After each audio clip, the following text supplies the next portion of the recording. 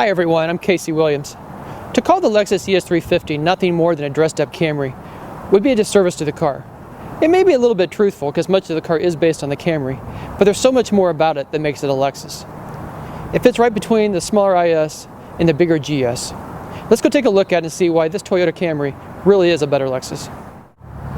Well, from the exterior, you'd be hard-pressed to tell that the ES shares anything with the Toyota Camry, although it does share the basic architecture and a manufacturing plant. But look at the styling. It has Lexus spindle grille, which I thought was a little bit ugly when it first came out a few years ago, but I think it really gives the car a distinguished look, and I like the way they outline it with the chrome. I think it looks very classy and elegant, but also looks just a little bit aggressive. Very nice. The big L logo, this is where they keep the collision avoidance system and the adaptive radar cruise controls in there as well. Like projector beams, and again, some more of the signatures look for Lexus on the front.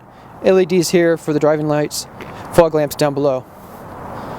So around the side, the car really has an aggressive, pretty planted look.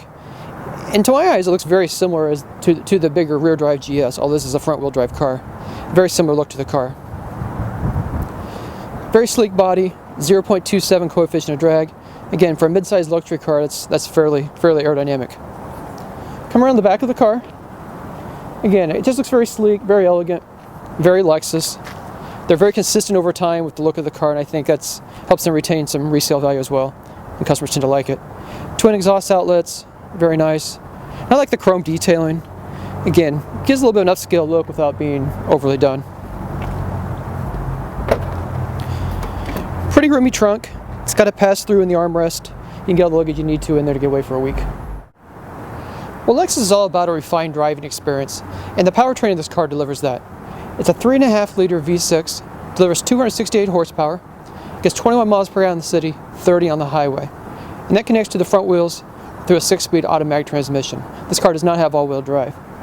So I think the car produces plenty of power for what the car is. Again, it's not a rear-drive sports sedan. It's a front-drive luxury car. 0 to 60 rolls up in 7.1 seconds, top speed's 130 miles per hour.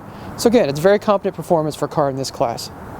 And I think the fuel economy, 30 miles per gallon on the highway, I think gives that efficiency as well. So I think it's a good combination for the powertrain. I think what sells a Lexus for most people is probably the interior. And look at this car. Nothing's overdone, but it's just everything's really neatly and nicely tailored. Just the stitching here on the console, stitching across the dash. Everything just feels expensive, looks nice. The wood grain here, again, very classy. It's not in your face, it's just very nice, subtle details. I like the little clock here in the middle, and then kind of the silver finishes here as well.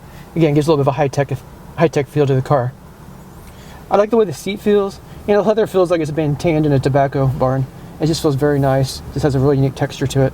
And I kind of like the color too. In different lights, it looks kind of bluish, looks a little bit charcoal gray, and even kind of black.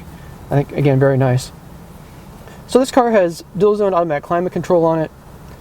It has their infotainment system, and it's all controlled here in the center console, kind of a joy mouse.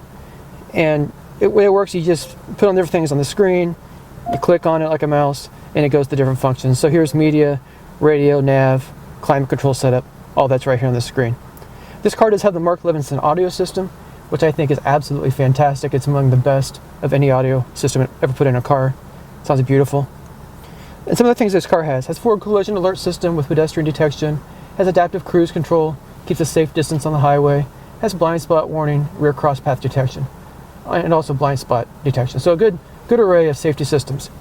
But two things this car does not have, and it really surprises me, and it just must be the way it was optioned. This car does not have heated seats, and it does not have a heated steering wheel. Again, if you live in northern climates, those things are important to you. If you live in the south, maybe not so much. But overall, you're going down the highway, the car is just really quiet. You barely hear the powertrain, and all you do really hear is just the sound system coming through the speakers. So it's a very nice car to have on the highway. Again, not a sports sedan, but nice. And one other function this car has that I kind of like, the knob here in the middle is so you can adjust the steering and the throttle for Eco, Normal, and Sport. Sport makes the throttle a little more sensitive, steering a little heavier, Eco a little less so. The other thing that does is also adjust the throttle, or the exhaust system. If you put it on Sport, you get a little throatier sound when you step on it, and feels a little sportier as well. So I really like the interior of the car.